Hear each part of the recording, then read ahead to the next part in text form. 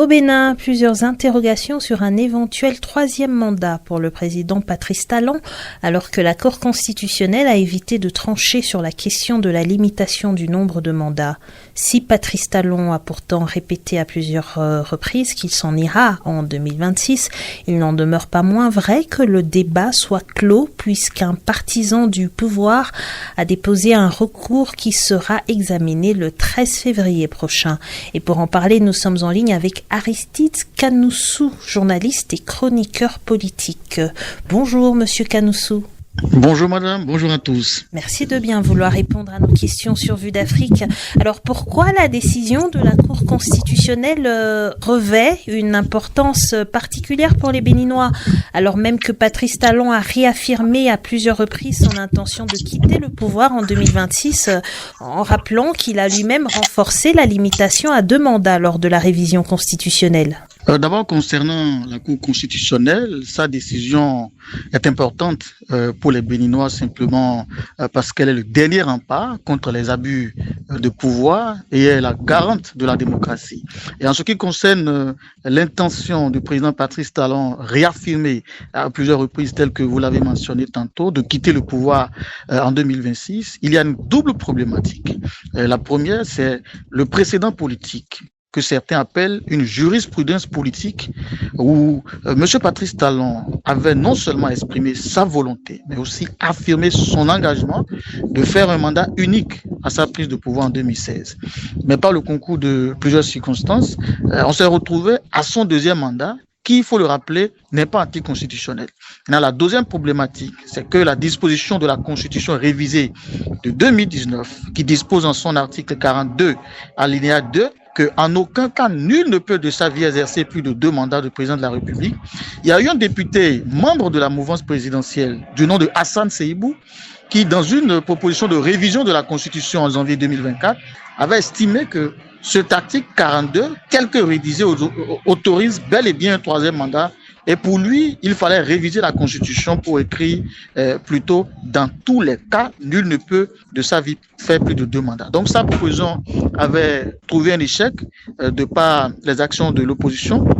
Et on n'a pas écouté de façon explicite la Cour constitutionnelle sur cette question. Maintenant, quand on ajoute à tout ceci, aujourd'hui, la vague de ceux qui défendent que nous sommes dans une nouvelle constitution et que d'ailleurs, à quelques mois des élections, vous n'êtes pas sans le savoir, madame, que nous sommes à quelques mois des élections et que jusqu'à présent, on ne connaît pas le dauphin de Patrice Talon, on ne sait même pas s'il en a d'ailleurs. Donc, quand on regroupe tout ceci, alors il y a de quoi douter et impliquer justement la Cour constitutionnelle afin qu'elle puisse trancher véritablement.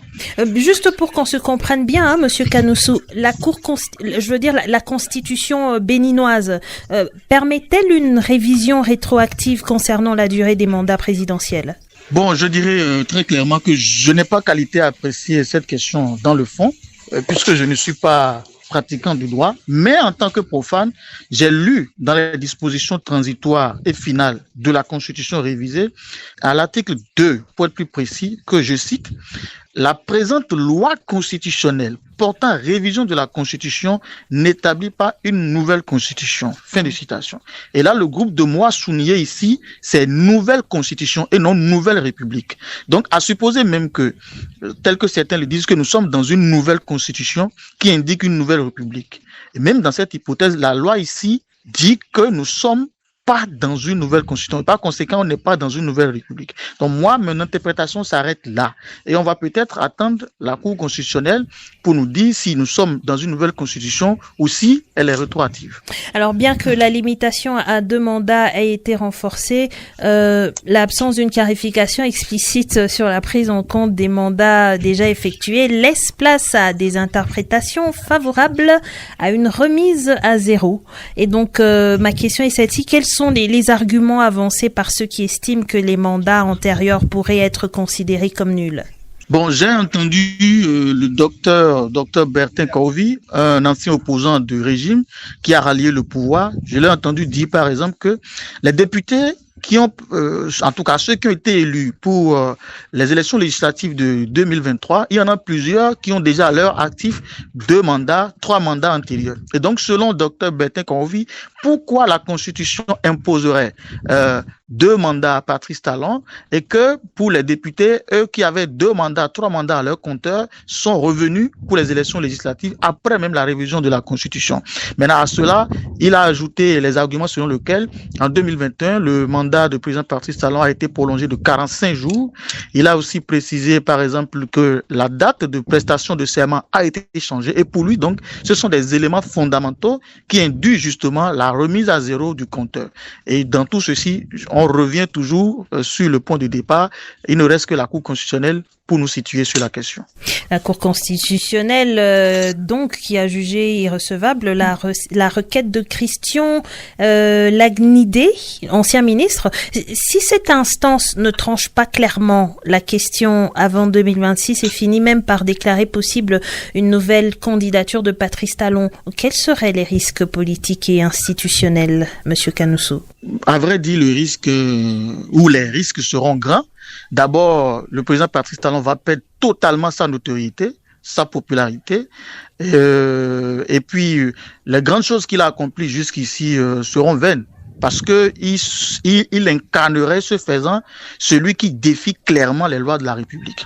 Maintenant, pour ce qui concerne les risques institutionnels, le conflit et autres, je pense que le peuple béninois est suffisamment mûr. C'est un peuple pacifique qui saura éviter le pire pour le pays en son temps. Mais moi, je conseillerais personnellement, en tant que citoyen lambda, au président Patrice Talon, de passer la main tout simplement à son dauphin, plutôt que de se rabaisser à ce niveau-là, qui est préjudiciable à notre sécurité. Tout à l'heure, je parlais des risques politiques et constitutionnels, mais quelles seraient les conséquences non seulement politiques, mais aussi sociales d'une éventuelle candidature de Patrice Talon, bien qu'improbable, hein, il faut le relever. Quel impact cela aura-t-il sur les élections de 2026 et sur les stratégies des partis politiques?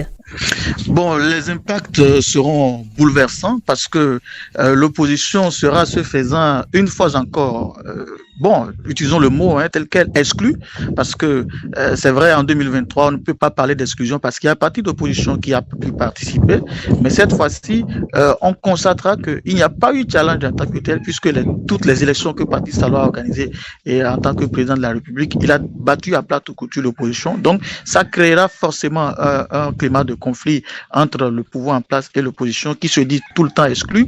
Et de l'autre côté, il y aura une implosion beaucoup plus accentuée, exacerbée au sein même de la mouvance, puisqu'il y a ceux qui nourrissent l'appétit de concourir et de briguer la magistrature suprême qui sont au sein de la mouvance. Et vous n'êtes pas sans savoir qu'on a fait le procès récemment d'Olivier Bokor, qui serait un aspirant au poste de président de la République, qui est finalement écarté. Beaucoup d'autres aspirent, mais ne pourront pas parler. Et donc, quand le chef va revenir, c'est clair que ce sera un climat politique délétère au sein même de la mouvance, et pourquoi pas, sans doute, au sein de la mouvance et de l'opposition, ce qui aura un impact général sur la politique globale de la gestion, sur la politique sociale, sur la politique économique et surtout sur la politique sécuritaire. Parce que tant qu'il y a un pays divisé, un pays en crise, il n'y a pas de la paix, il n'y a pas de la sécurité et il n'y a pas le bien-être social. En parlant d'aspirants au poste présidentiel, on voit aussi Kémy Séba. En quoi la candidature de Kémy Séba représente-t-elle une alternative crédible pour les Béninois face aux spéculations sur une continuité de pouvoir de Patrice Talon? Moi, je trouve personnellement que les options de Kémy Séba sont des options extrêmement dangereuses pour le Bénin. C'est vrai que les deux premières options sont toutes logiques. Il a dit qu'il veut réconcilier les classes politiques de l'opposition, ce qui n'est pas probable parce que Kémy Séba, c'est un personnage décrié de par ses positions ces derniers temps, aussi bien dans la classe politique de l'opposition que de la mouvance. Donc, prétendre réunir l'opposition, c'est une option perdue d'avance. Et l'autre chose, il dit qu'on va réviser le code électoral, ce qui est encore improbable. Maintenant, la troisième option, la plus grande sur laquelle compte Kémy Séba, c'est l'opération Jéricho. Et moi, j'estime que l'opération Jéricho, c'est une opération dangereuse pour le Bénin, une opération qui va amener la guerre. On sait quand ça commence, mais on ne sait pas quand ça finit. Et donc, pour cela, il va falloir que, Kémy Séba revoie sa politique, si tant est qu'il veut vraiment accéder à la magistrature suprême. Sa candidature en elle-même n'est pas le problème, mais c'est sa politique qui pose problème. Et c'est pas sûr qu'à travers cette politique, il soit une alternative crédible. Monsieur Aristide Kanoussou, vous êtes journaliste et chroniqueur politique. Merci d'avoir répondu à nos questions sur Vue d'Afrique. Au revoir, Monsieur Kanoussou. Au revoir, madame.